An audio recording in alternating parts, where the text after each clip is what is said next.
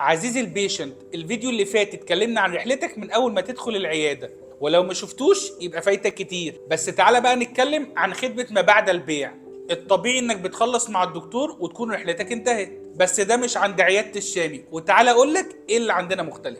اولا، انك بعد ما بتخلص بتملى استبيان بسيط جدا عن رايك في الخدمه والمكان، ويبقى فيه مساحه تتكلم عن اي مشكله ضايقتك، وده عشان احنا بنهتم بكلامكم او اي تعديلات محتاجين نعدلها. تاني حاجه عندنا في العياده هي نظام الفولو اب، ان السكرتاريه او الريسبشنست بيتابعوا العيان بعدها باسبوعين او 3 يطمنوا على الخدمه اللي عمل. تالت نقطه عندنا وهي الضمان، ان لا قدر الله بعد الشر لو حصل لك اي مشكله في الخدمه اللي عملتها عندنا بترجع لنا تاني وبتتواصل معانا وبنحل لحضرتك مشكلتك مجانا. رابع نقطه وهي ان احنا بنضيف حضرتك على جروبات العياده علشان نبعت لحضرتك النصايح والاسترشادات ازاي تحافظ على اسنانك ويبقى ليك الاولويه في اي عروض او اي مسابقات العياده بتعملها في المستقبل.